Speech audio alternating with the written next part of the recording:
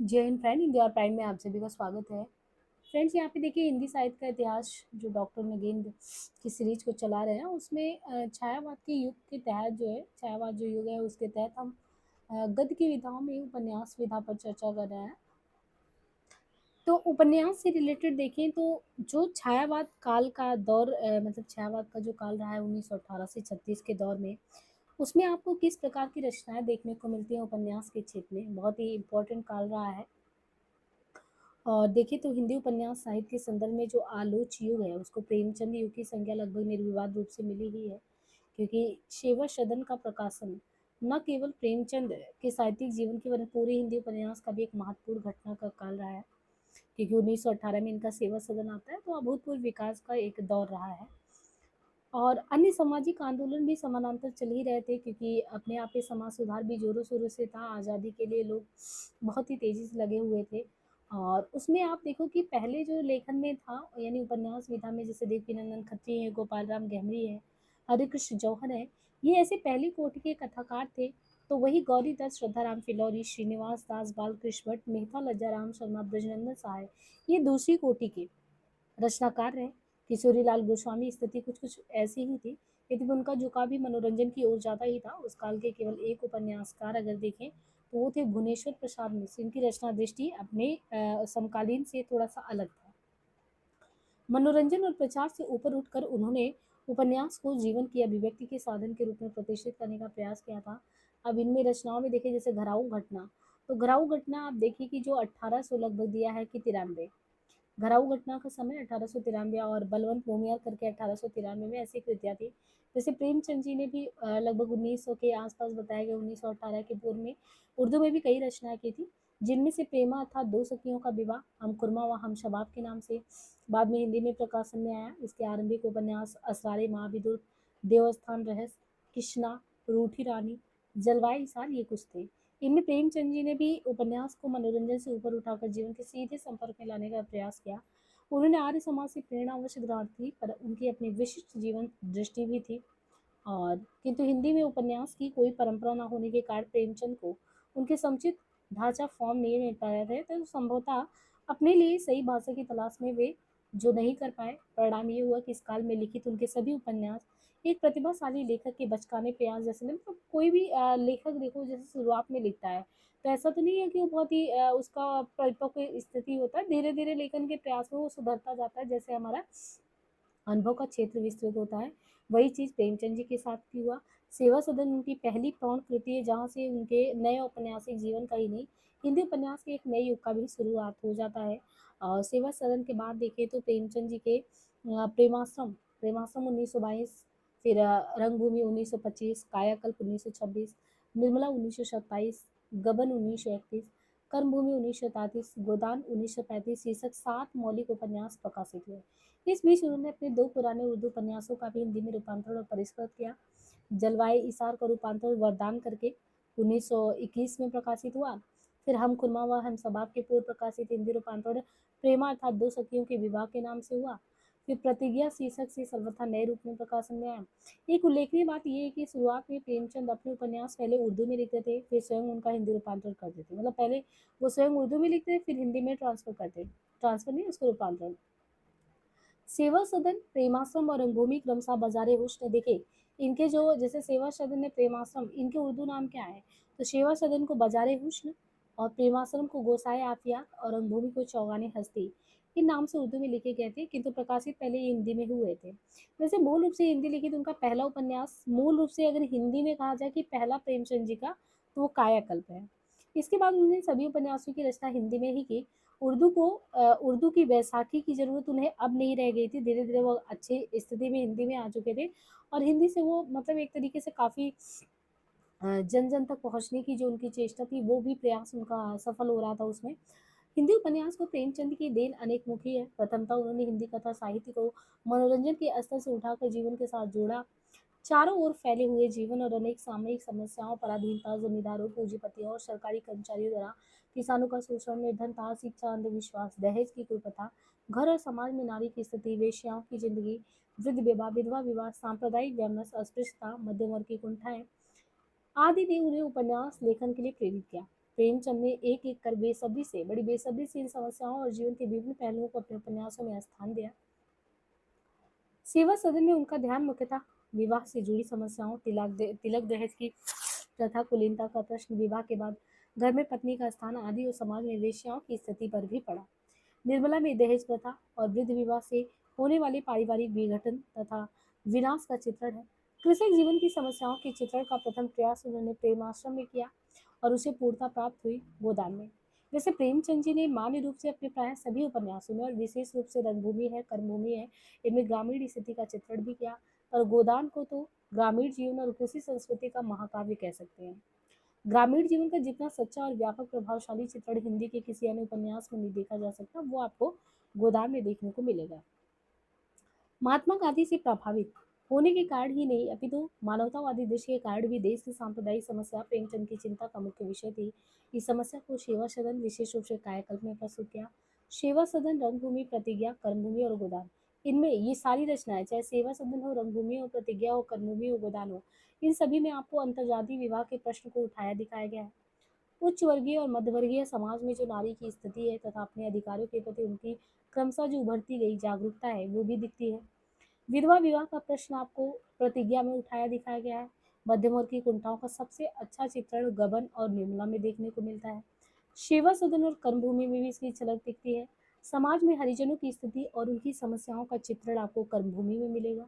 बड़े पैमाने पर जो फैलने वाले उद्योग धंधों के फलस्वरूप जो ग्रामीण जीवन और पुराने मूल्य हैं, उनमें विघटन तथा पूंजीवाद के बढ़ते हुए प्रभाव का चित्रण रंगभूमि में देखा जा सकता है। साथ ही देश की पराधीनता के एहसास से पैदा हुआ दर्द, प्रेमाश्रम, रंगभूमि, कायाकल्प, ये सब क्या है? देश की पराधीनता के एहसास से पैदा हुआ दर्द, प्रेमाश्रम, रंगभूमि, कायाकल्प, गबन और कर्मभूमि, इनमें देख सकते हैं। सामान्य जीवन की धड़कन तो उनके सभी उपन्यासों में मिलती है। इसका अर्थ ये नहीं कि उन्होंने किस्सा गोई से बिल्कुल ही नाता तोड़ लिया था, बल्कि ये कहना ज़्यादा ठीक होगा कि वे अंत तक किस्सा गोई से जुड़े रहे। यही कारण है कि उनके उपन्यासों की इतनी लोकप्रियता मिली।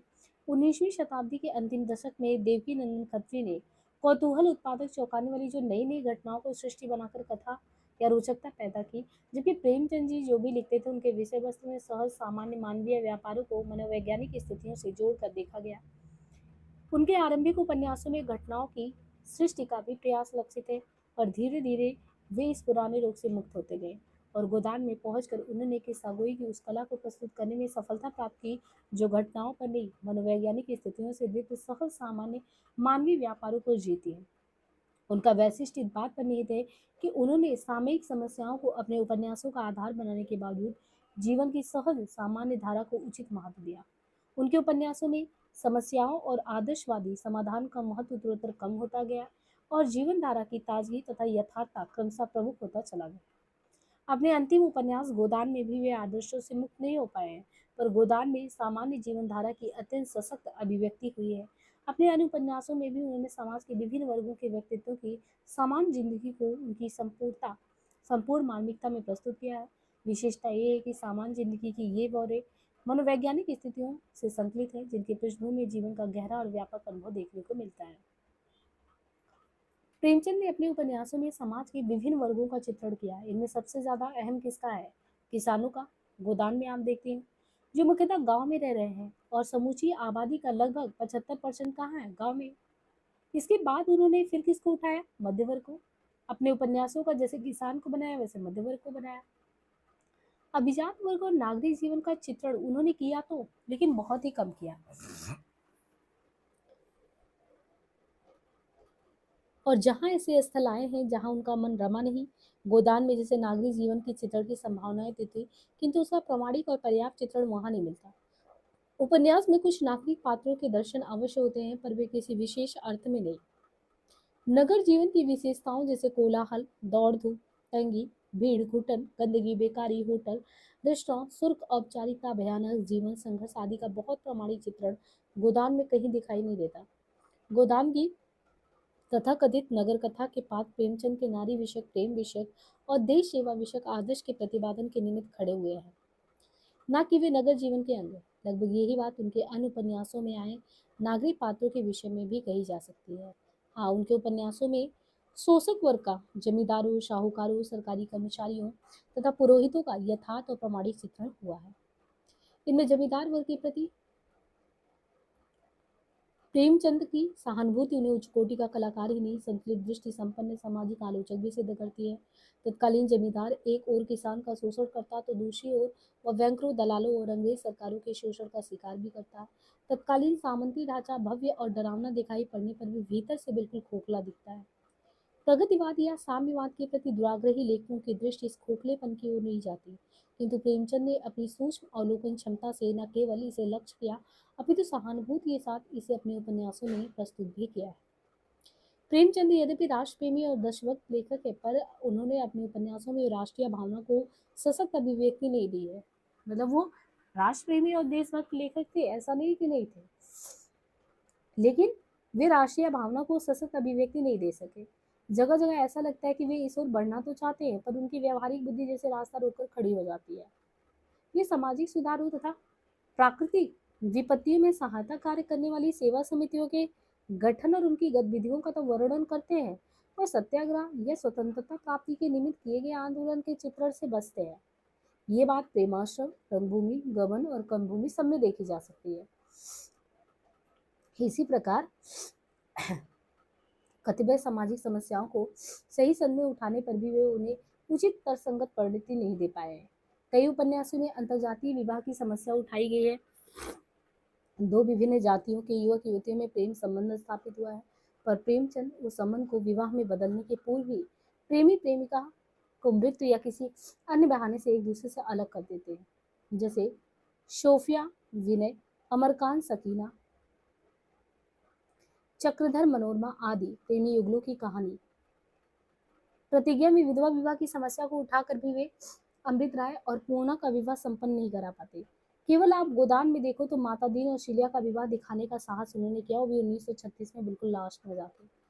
तो संभवतः सामाजिक आलोचना की भय से प्रेमचंद समाज सुधार की दिशा में क्रांतिकारी कदम उठाना तो चाहते थे, पर रह गए। बाकी शिल्प और भाषा की दृष्टि से भी प्रेमचंद ने हिंदी उपन्यास को विशिष्ट स्तर दिया है। यह सुगठित और चारों ओर से दुरुस्त कथानक गढ़ने का काम वो कौशल देवकीनंदन खत्री भी दिखा चुके हैं, पर वो उनका विषय वस्तु अलग होता था। इनकी विशेषता ये कि इनके द्वारा प्रस्तुत किए गए दृश्य अत्यंत सजीव गतिमान नाटके लगते हैं। इनके उपन्यासों की भाषा की खूब ये है कि शब्दों की चुनाव तथा वाक्य योजना की दृष्टि से उसे सरल और बोलचाल की भाषा भी कहा जा सकता है। तो भाषा की इस सरलता को निर्जीवता, एक रसता और अकाव्यात्मकता का पर्याय नहीं समझा जाना चाहिए। प्रेमचंद के उपन्यासों में विशेषतः गोदान में भाषा का वैविध्य जितने स्तर पर दिखाई पड़ता है, वह हिंदी के उपन्यास साहित्य में अब तक दुर्लभ है। इतनी सरल भाषा का एक साथ इतने स्तरों पर काम में लाना प्रेमचंद जैसे उपन्यास का द्वारा संभव है। मतलब और भी लेखक भी देख सकते हैं कि उपन्यास के क्षेत्र में लेखन किया है, लेकिन वो इस तरीके से कि जन जन तक वो पहुंच जाए, उतना दुर्लभ है। बाकी प्रेमचंद जी के समकालीन तो बहुत सारे उपन्यासकार रहे हैं, 200-250 के लगभग उपन्यासकार रहे हैं, किंतु सबका उल्लेख यहाँ नहीं कर सकते। फिर भी इस काल की कम से कम 10-12 उपन्यासकार ऐसे अवश्य हैं जिन्होंने किसी न किसी रूप में अपनी पहचान तो कायम की है। जैसे विशंबरनाथ शर्मा कौशिक। विशंबरनाथ शर्मा कौशिक का यहाँ पे अगर देखें तो आपका समय इनका बताया गया लगभग 1891 से 43 तक जाता 1900, और माँ और भिखांडी लिखकर प्रेमचंद का सफल अनुकरण इन्होंने किया है। और संभवतः इसी कारण लिखने की योग्यता होते हुए अपनी अलग पहचान नहीं बना पाए। प्रेमचंद के अन्य अनुकरणकर्ताओं में चतुर्सेन शास्त्री का नाम, प्रताप नारायण श्रीवास्तव। चतुर्सेन शास्त्री ने आलवच अवधि में हृदय की परख लिखा, हृदय की प्यास लिखा, अमर अभिलाषा और आत्मदा, ये सभी उपन्यास लिखे गए। किंतु प्रेमचंद की रचना शैली से प्रभावित होने पर भी उन्होंने उसे कौशिक जी की बात एकांतता ग्रहण नहीं किया। यही कारण के बाद में भी उनके उपन्यास कला पर्याप्त बिना आयाम ग्रहण नहीं कर पाई। प्रताप नारायण श्रीवास्तव, इनके द्वारा विदा और विजय, प्रताप नारायण श्रीवास्तव कृत विदा और विजय आदर्शवादी उपन्यास है। दोनों, विदा भी है, विजय भी है। विदा में नागरिक उच्च वर्गीय समाज का चित्रण है, और विजय में अभिजात वर्गीय विधवा जीवन की समस्या है। रचना शैली की दृष्टि से ये उपन्यास प्रेमचंद जी के कहीं अधिक समीप है। देवनारायण द्विवेदी, इनके द्वारा है कि कर्तव्यघात, प्रणय, पश्चाताप और दहेज, तथा अनूप लाल मंडल द्वारा जो रचनाएं हैं उनमें है निर्वासिता। ये भी प्रेमचंद की परंपरा में लिखित औपन्यासिक रचनाएं हैं। जैसे इस धारा के अन्य उपन्यासकारों में प्रफुल्ल चंद ओझा कृत मुक्त और जगदीश झा के द्वारा विमल भी है।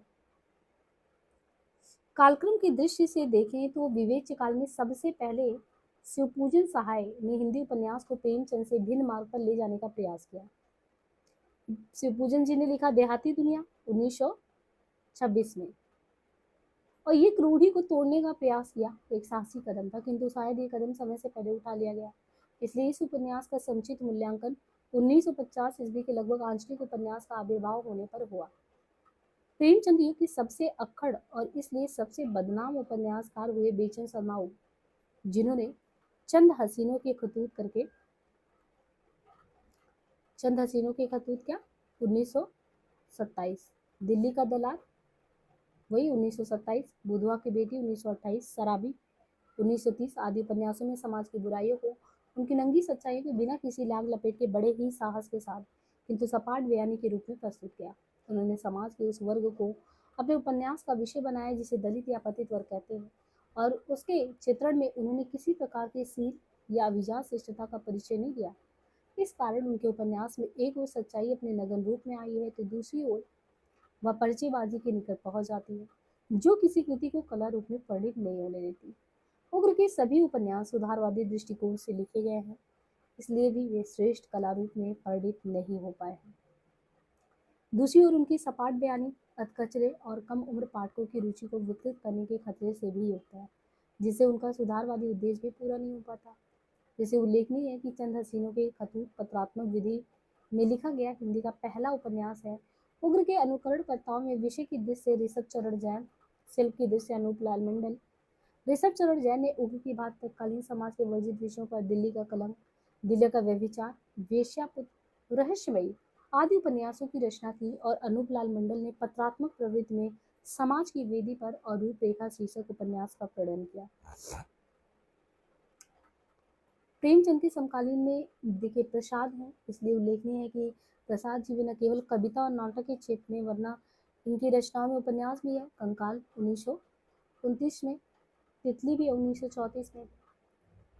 कंकाल से विशेष उल्लेखनीय कंकाल को क्यों कहेंगे कि तितली में ग्रामीण और कृषक जीवन का सामान्य औपन्यासिक फैलाव मात्र है। कंकाल की विशेषता ये है कि इसमें प्रसाद ने समाज की त्याज, अवैध और अज्ञात कुलशील संतानों की कथा कही है। विषय के चुनाव की दृष्टि से घोर प्रकृतिवादी लगते हैं, और पात्रों की रचना में उनका वही रोमांटिक रूप सामने आता है जो उनके नाटक और कविताओं में है। यद्यपि प्रसाद की भी दृष्टि प्रेमचंद, उग्र आदि की तरह सामाजिक थी, किंतु संयोगवश कंकाल में कुछ व्यक्ति ही प्रधान बनता है। व्यक्ति समाज में अकेले हैं, इनका कोई वर्ग नहीं है। इस प्रकार के कई पात्र मिलकर भी किसी वर्ग का निर्माण नहीं करते। स्वभावतः ऐसे पात्र असामान्य होते हैं, और यदि प्रसाद ने असामान्य मनोविज्ञान के सिद्धांतों के अनुरूप अपने पात्रों को गढ़ा होता तो उन्हें बहुत दूर तक सफलता मिली होती। पर वे उग्र की तरह समाज के ही अनपेक्षित और लांछित व्यक्तियों के मसीहा बनकर उपस्थित हुए हैं, और इनको केंद्र में रखकर ऐसी कहानी गढ़ते हैं जो इनके प्रति पाठक की करुणा जगाने में एक हद तक समर्थ तो है, पर वो कहानी घटनाओं, संयोगों और चमत्कारों पर आधारित होने के कारण कृत्रिम और अविश्वसनीय लगता है। उपन्यासकार के रूप में प्रसाद की असफलता का एक कारण ये भी है, वैसे प्रसाद जी को तो हम नाटक के क्षेत्र में तो जानते ही हैं बहुत अच्छे से कि हाँ उन्होंने नाटक के क्षेत्र में काफ़ी अच्छे से किया है, लेकिन एक उपन्यासकार के रूप में प्रसाद जी की असफलता का एक अन्य कारण यह भी है कि उनकी भाषा जो है बिल्कुल ही उपन्यास के अनुरूप नहीं है। भाषा को अलंकृत करने, उसे लक्षणा शक्ति और अलंकारों से सजाने का मोह उनमें इतना ज़्यादा है कि वो विषय से सर्वथा अलग पड़ जाती है। इस प्रकार प्रसाद प्रतिभा संपन्न लेखक होते हुए भी हिंदी उपन्यास को कोई नया आयाम नहीं दे पाया। हिंदी उपन्यास को प्रेमचंद युग में ही नई दिशा देने का सफल प्रयास किया। जैनेन्द्र ने विवेच्य काल में तीन उनके उपन्यास प्रकाशित हुए, एक परख था, दूसरा सुनीता और तीसरा त्यागपत्र।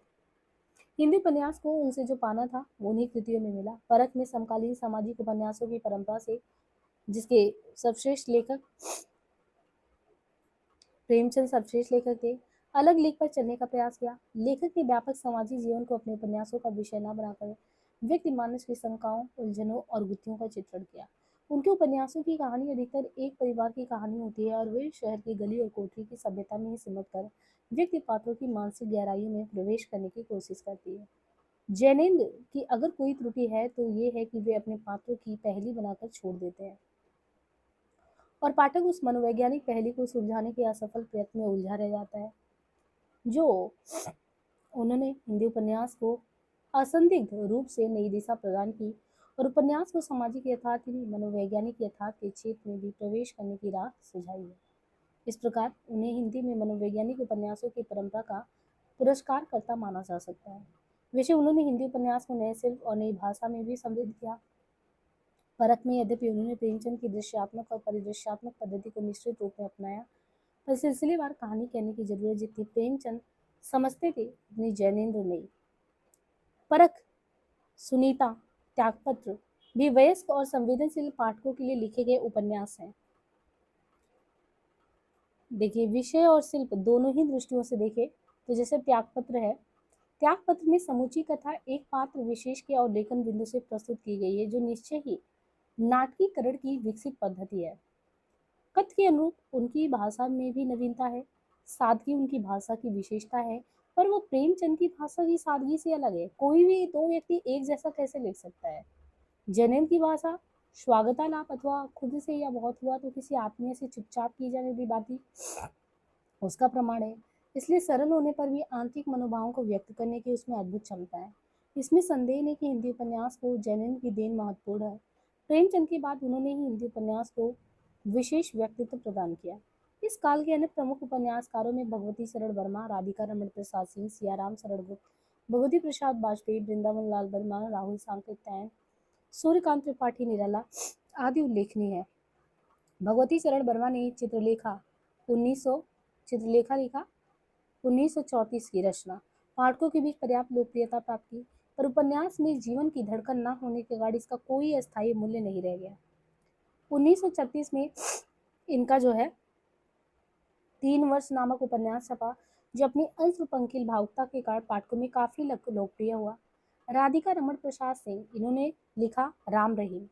अब राम रहीम इनका आया 1937 में। कतिपय सामाजिक पहलुओं का उद्घाटन किया, पर उनका लगभग सारा ध्यान भाषा की चुलबुलाहट से युक्त बनाने में ही लगा रहा। सियाराम शरण गुप्त कृत गोद, अंतिम आकांक्षा और नारी 1937 गांधी दर्शन पर आधारित मनोवैज्ञानिक सामाजिक उपन्यास है, जिनमें क्रमशः लांछनाग्रस्त निरपराध व्यक्तियों की मनोव्यथा है।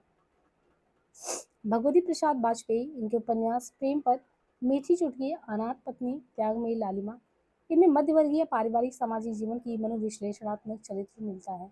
अपने पात्रों के संदर्भ में जीवन के उपलब्ध अनुपलब्धियों के तटस्थ, व्यवहारिक और कहीं कहीं भावुकतापूर्ण प्रस्तुतिकरण उनकी उल्लेखनीय विशेषताएं हैं।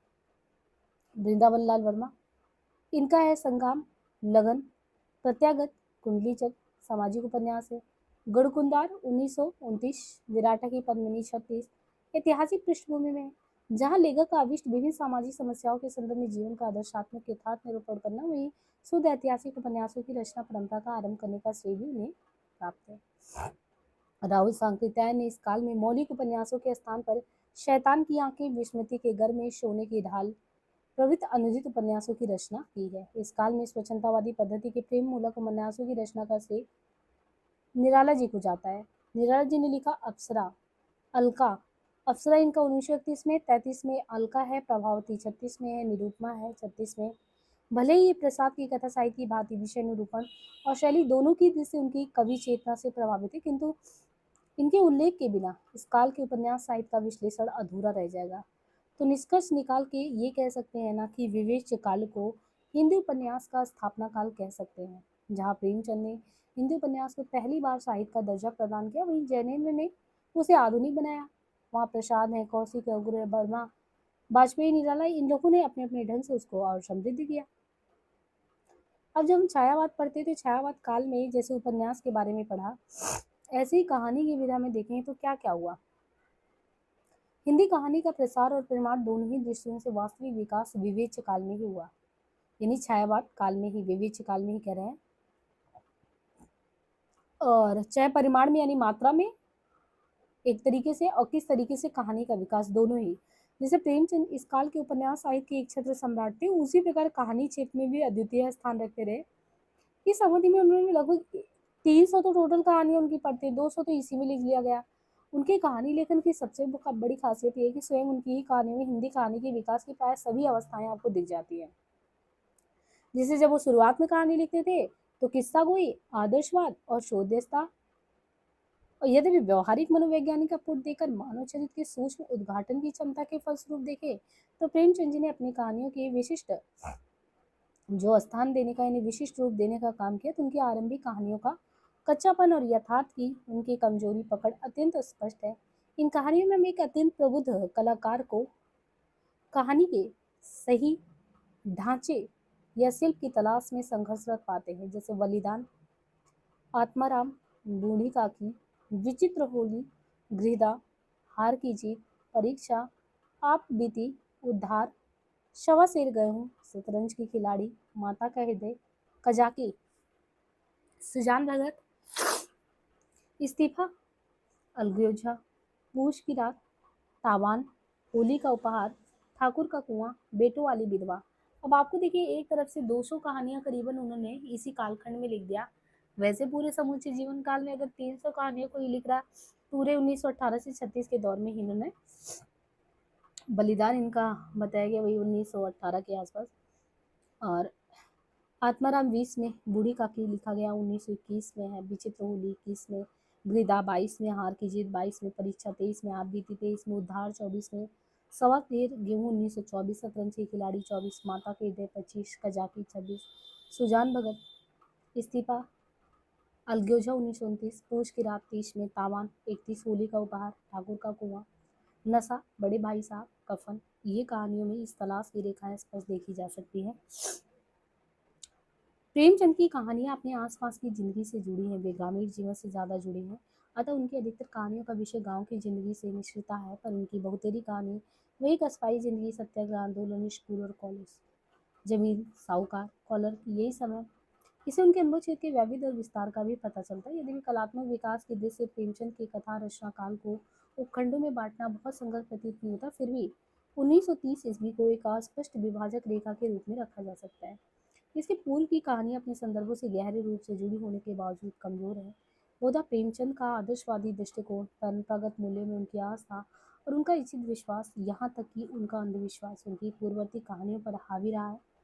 पर प्रेमचंद अपनी कमजोरियों को आलोचकों द्वारा चिताए जाने के पूर्व ही समझ चुके थे और हर अगली कहानी में उन्हें दूर करने की कोशिश करते थे। इसका सबसे अच्छा उदाहरण बूढ़ी काकी, शतरंज के खिलाड़ी, कजाकी और इस्तीफा है।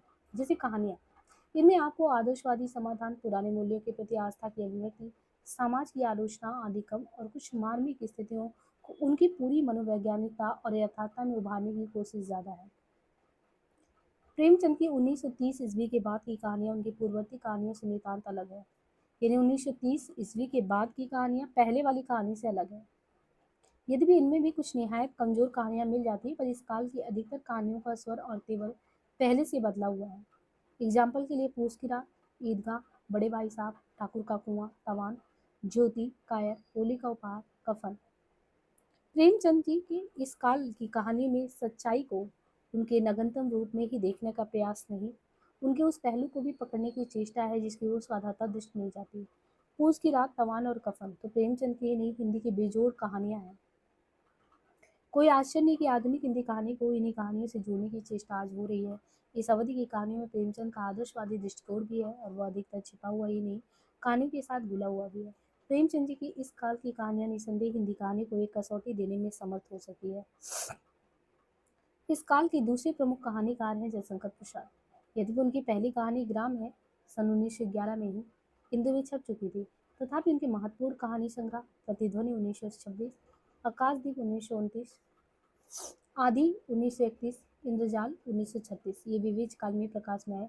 कहानी लेखक के रूप में उनकी प्रकृति प्रेमचंद से बिल्कुल अलग है। जहाँ प्रेमचंद का रुझान जीवन के चारों ओर फैले यथार्थ में, वही प्रसाद रूमानी स्वभाव के हैं। उनकी कहानियों में जीवन के सामान्य यथार्थ को कम और स्वर्णिम अतीत के गौरव मसृण भावुकता, कल्पना की ऊंची उड़ान तथा काव्यात्मक चित्रण को अधिक महत्व मिला है। उनकी कुछ कहानियां तो आधुनिक कहानी की तुलना में संस्कृत गद्य काव्य के निकट है। चक्रवर्ती का स्तंभ, खंडहर की लिपि, पत्थर की पुकार, पुष्पार का योगी, ये सभी है। यदि भी प्रसाद की कहानियों में प्रेम और करुणा का, त्याग और बलिदान का, दार्शनिकता और काव्यात्मकता का, भावुकता और चित्रात्मकता का प्राधान्य है, तथापि इनके बाद की कहानियों में भावुकता और चित्रमयता, इनकी प्रवृत्तियां थोड़ी छठी है और इनका स्थान मनोविज्ञान ने लिया है। आकाशदीप, कला, देवदासी, आदि, मधुआ, इंद्रजाल, सालवती, ये कहानियां भी उलझनपूर्ण मनः स्थिति तथा मानसिक द्वंद के चित्रण में प्रसाद को पूरी सफलता मिली है। एक खास प्रकार के नारी पात्रों की सृष्टि में प्रसाद जी अद्वितीय है, जो अपने निश्चल प्रेम, त्याग और बलिदान से पाठकों के मन पर अमिट प्रभाव छोड़ जाती है। जैसे आकाशदीप कहानी ज्यादातर सिलेबस में लगा है, यूजीसी नेट में भी लगा है। चंपा, देवव्रत की सुमाता, पुरस्कार की मधुलिका, ये प्रसाद की अनुपम नारी सृष्टि है। नियति और समाज से एक साथ संघर्ष करने वाली नारी का ऐसा चित्रण और जगह पे दुर्लभ है। इनके बावजूद प्रसाद की कहानियां आधुनिक कहानी से नहीं आधुनिक कहानी से सही रूप में नहीं जुड़ पाती। उनकी जीवन दृष्टि ही नहीं, भाषा भी आधुनिक कहानी की प्रकृति के प्रतिकूल है। यही कारण है कि जहाँ प्रेमचंद को आधुनिक हिंदी कहानी का जनक माना जाता है, वहाँ प्रसाद को ये श्रेय नहीं मिलता।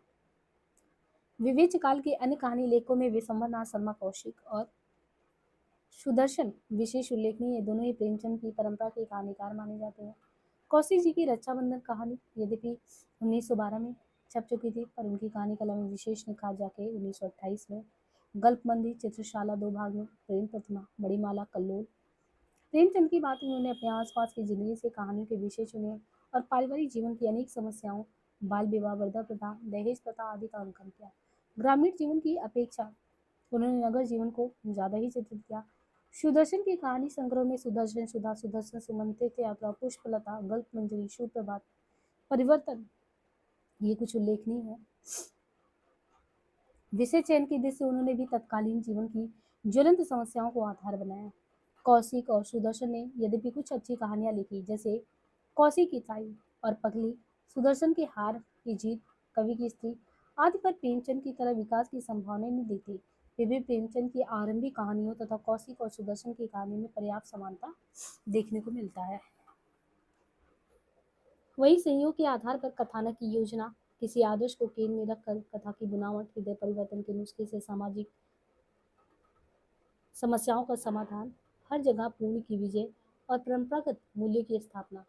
विकास के दूसरे चरण में इनकी कहानी में मनोविज्ञान का प्रवेश भी दिखता है। तीसरे चरण में प्रेमचंद ने जिस कोटि की विशुद्ध यथार्थवादी कहानियां लिखी, वैसी कहानियां कौशिक और सुदर्शन नहीं लिख पाए। आलोची जी की कुछ कहानी लेखक में जैसे चतुर्सेन शास्त्री का नाम है, राय कृष्णदास है, विनोद शंकर व्यास है, इन लोगों ने भी कहानी लिखा कहानी लेखन में। और जैसे चतुर्सेन शास्त्री ने विभिन्न युग में ऐतिहासिक प्रसंगों पर लिखा, जिनमें जैसे दुखुआ में कासो को मोरी सजनी। बाद में पता चला कि अब वो ये सिद्ध भी हो चुका कि कहानी बांग्ला कथाकार हरिसाधन मुखोपाध्याय की जो सेंसिमा बेगम कहानी है, इसी का रूपांतरण है ये। और भी अन्य कहानियों में है, जैसे अम्पालिका के अलावा प्रबुद्ध, भिक्षुराज, बावर्चिन, हल्दी घाटी में, वाड़ बधू, जिनमें भारतीय इतिहास के विभिन्न प्रसंगों का मर्मस्पर्शी चित्रण हुआ है। राय कृष्ण दास ने प्रसाद की तरह भाव प्रधान कहानियों की रचना की। कवित्वपूर्ण वातावरण की सृष्टि और नाटकीय शिल्प योजना में वे प्रसाद की बात सिद्धस्त थे। अंतापुर का आरंभ है, रमणों का रहस्य जैसी कहानियों में भी ये बात स्पष्ट देखा जा सकता है। विनोद शंकर व्यास, इनकी कहानियों में प्रसाद की करुणा, प्रेम आदि भावनाओं का प्रधान है, कल्पनाओं का राज। विवेक काल के कहानीकारों में आप देखो तो पांडे बेचन शर्मा उग्र है, जैनेन्द्र है, अज्ञेय है। और उग्र की कहानियों में जैसे चिंगानिया कहानी है, शैतान मंडली, इंद्रधनुष, बलात्कार, चॉकलेट, दोजक की आग, निर्लज, ये कुछ कृतियां हैं। यहाँ पे दिया गया है कि ये सब उग्र की कहानी में चिंगानिया है, शैतान मंडली है, इंद्रधनुष है। बाकी प्रेमचंद की तरह ही उग्र भी सामाजिक चेतना के लेखक थे और वे आदर्शवादी भी प्रेमचंद से कम नहीं थे। पर समाज की नग्न यथार्थ उन्हें ऐसे कच्चे रूप में पेश किया कि तत्कालीन पाठकों विशेषकर समीक्षकों ने उन्हें पश्चिमी प्रकृतिवाद का अनुगामी समझ लिया। उनकी कहानी में अनुभूत की तीव्रता कुछ कम है और सामाजिक शोषण, अनाचार और कुप्रथाओं के प्रति आक्रोश तनिक ज्यादा है। यही कारण है कि उनकी कहानियां उतनी भेदती नहीं है जितना चौंकाती है, झकझोरती है। चिंगारियों में उन्होंने अपनी विद्रोहपूर्ण राष्ट्रीय चेतना को वाड़ी देने का प्रयास किया है, जिसके फलस्वरूप ये कहानी संग्रह सरकार द्वारा जब्त कर लिया गया। अन्य कहानियों में उन्होंने समाज पर चौतरफा प्रहार भी किया है। व्यंग का जैसा पैनापन उनकी कहानियों में मिलता है, वैसा बहुत कम लेखकों में देखने को मिलता है। उग्र जो है विशुद्ध समाजद्रोही थे और कला की उन्होंने कभी चिंता की ही नहीं। फलतः उनकी कहानियों में कलात्मक दृश्य कभी भी शिखर पर नहीं पहुंच सकने वाला वो यात्रा चलता रहा। प्रेमचंद के बाद हिंदी कहानी को अगर नवीन आयाम देने वालों में कोई थे तो वो जैनेन्द्र जी थे। उन्होंने प्रेमचंद जी के निकट संपर्क में रहकर उनका अनुसरण नहीं किया, बल्कि नई दिशा की खोज की। उन्होंने कहानी को यानी जैनेन्द्र जी ने कहानी को घटना के स्तर से उठाकर चरित्र और मनोवैज्ञानिक सत्य पर लाने का प्रयास किया। जैसे प्रेमचंद जी हैं 1930 तक इस उपलब्धि को पा लिए थे, पर जो ये जैनेन्द्र हैं इनकी एक और खूबी ये रही कि उन्होंने कथावस्तु को सामाजिक धरातल से समेटकर व्यक्तिगत और मनोवैज्ञानिक भूमिका पर प्रतिष्ठित किया। उनकी कहानी हत्या है 1927 शीर्षक कहानी में इन और मनोवैज्ञानिक भूमिका पर इसको उन्होंने प्रतिष्ठित किया। बात की कहानी में जैसे खेल कहानी है, अपना अपना भाग्य कहानी है उनका, बाहुबली, वातायन, नीलम देश की राजकन्या, दो चिड़िया, ध्रुव यात्रा, पाजे, एक दिन, ये सभी कहानियां हैं। जैनेन्द्र ने व्यक्ति मन की शंकाओं, प्रश्न तथा गुत्थियों का अंकन किया। उनकी कहानियों का मुख्य विषय क्या था? जैनेन्द्र की कहानियों का मुख्य विषय यहाँ पे ये भी बताया गया कि नारी। अब मुख्य विषय नारी है, और नारी ऐसी जो घर ही नहीं पतिव्रत की चारदीवारी से भी बाहर निकलकर मुक्ति की सांस लेना चाहती है। जैनेन्द्र प्रेमचंद से इस अर्थ में विशिष्ट है कि वे कहानी कहने से भागते हैं, घटनाओं को प्राय छोड़ते जाते हैं और उनकी जगह संकेतों से काम लेना पसंद करते हैं। अनुभूति की गहरी प्रेरणा उनकी कहानियों को वैशिष्ट प्रदान करती है। यहाँ तक कि कथानक, पाठ, परिस्थिति आदि की विरलता भी तीव्र अनुभूति के संस्पर्श से अत्यंत प्रभाव उत्पादक लगती है। हिंदी कहानी के विकास में अज्ञेय जी का स्थान भी लगभग वही है जो जैनेन्द्र का है, किंतु जहाँ जैनेन्द्र मना संसार को छोड़कर वास्तविक दुनिया में आना पसंद नहीं करते, यानी मन के संसार को, और जहाँ उनके पास समाज से लड़ने की हौसला न रखकर अपने मन की दुर्बलताओं से उलझते हैं, वही अज्ञेय की पात्र बहिर्मुखी है जो समाज तथा अपने आस पास की परिस्थिति से जूझने के लिए तैयार है। भारतीय समाज की रूढ़प्रियता, शोषण और वर्तमान विषय में व्याप्त संघर्ष, इनको लेकर उन्होंने अनेक मार्मिक कहानियां लिखी। उनका पहला कहानी संग्रह ही त्रिपथिका है जो कि 1931 में आया। त्रिपथिका कहानी में आधुनिक विश्व में होने वाले युद्ध के कारणों की खोज की गई है और नारी का चित्रण क्रांति की अग्रदूत के रूप में किया गया है। इसी प्रकार कड़ियाँ, अमरवल्लरी, मैना, सिग्नेलर, रेल की सीटी, रोज और श्रृंगार, ये कहानियां भी आज स्वीकृत शासन व्यवस्था तथा परंपरागत मान मूल्यों को नकारा गया है। एक और प्रेम और कर्तव्य, तो दूसरी ओर आदर्श और सहजवृत्ति के संघर्ष का मार्मिक चित्र। इनमें अज्ञेय ने व्यक्ति मन की ग्रंथियों, प्रेरणाओं, अंतर्ग्रंथों को सूक्ष्म विश्लेषित किया है और अज्ञेय की कहानियां मनोवैज्ञानिक होने पर भी सामाजिक संघर्ष और विद्रोह के तीखेपन से युक्त है। जैनेन्द्र की कथा साहित्य की तुलना में भी अधिक ठोस और विश्वसनीय भी है। विवेक काल के कहानीकारों में कुछ और नाम गिनाए जा सकते हैं, जिनमें राधिका रमन प्रसाद सिंह, भगवती प्रसाद वाजपेयी, निराला, पंत, राहुल सांकृत्यायन, चौहान, शिवरानी देवी, उषा देवी मित्रा, चंद्रगुप्त विद्यालंकार, विष्णु प्रभाकर। राधिका रमन प्रसाद सिंह बहुत पहले कानों में कंगना लिखकर ही प्रसिद्धि प्राप्त कर चुके थे। विविध काल में उन्होंने अपनी विशिष्ट चुटकी शैली में दरिद्र नारायण, पैसे की घुगनी और कहानी की रचना की। जो गांधी टोपी 1938 के लगभग आ जाती है। उनकी कहानियों में देखकर आपको समाज सुधार, आदर्श स्थापन दिखेगा। भगवती प्रसाद वाजपेयी, इनकी मधुपर, दीप मालिका, हिडोर, मिठाई वाला, हृदय गति, तारा, स्वप्नमयी, शबनम आदि कहानियां भी हैं। इनकी सबसे प्रसिद्ध कहानियों में है निंदिया लागी। भगवती चरण वर्मा ने भी विवेक काल में कुछ कहानियां लिखी हैं जो इंस्टॉलमेंट, जिन्होंने जीवन की कुरूपताओं का पर्दाफाश भी किया है।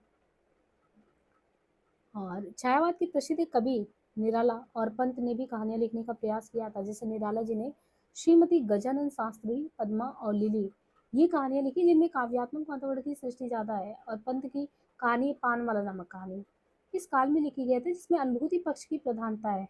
क्या नाम है? पान वाला कहानी। और पंत और निराला की कहानी पर योगीन जो चिंतन की छाप है वो नहीं मिलती है। ये दोनों रोमानी कवि थे और रोमानियत कहानियों के लिए अनुकूल नहीं पड़ती। विवेक काल में राहुल सांकृत्यायन ने उन्होंने भी कुछ कहानी की रचना की जो सतमी के बच्चे करके है। इनमें भारत के उस समय की सामाजिक एवं आर्थिक परिस्थितियों का यथार्थ चित्रण मिलता है। इस युग की नारी लेखिकाएं जो है उनमें सुभद्रा कुमारी चौहान है। उनकी कहानियां सामाजिक पारिवारिक जीवन के व्यवहारिक चित्रण के लिए विशेष प्रसिद्ध है। विक्रय मोती करके है, उन्मादी है ना। और प्रेमचंद की अर्धांगिनी शिवरानी देवी, उन्होंने भी प्राय उन्हीं की शैली को अपनाते हुए वो सामाजिक कहानियों की रचना की थी जो कौमुदी में प्रकाशित है। उषा देवी मित्रा की भावुकता नारी कल्पना में सामाजिक कहानियों में भी देखने को मिलता है।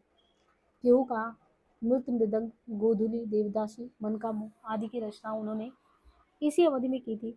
चंद्रगुप्त विद्यालंकार और विष्णु प्रभाकर, इनके कहानीकार जीवन का आरंभ भी इसी काल के अंतिम चरण में हुआ। चंद्रगुप्त विद्यालंकार की इस अवधि की कहानियों में गोरा, बचपन, संदेह, आशु, शराबी, भय का राजी, पगली, ताड़ का पत्ता, मास्टर जी। विष्णु प्रभाकर जो है उन्होंने कुछ कहानियाँ 1931 में और 1934 के बीच जैसे लिखा हंस और अलंकार करके, तो पत्रिकाएं थी, हंस और अलंकार में प्रकाशित हुई थी। इन दोनों ही लेखकों ने बाद में कहानी लेखन के क्षेत्र में अपना विशेष स्थान बनाया।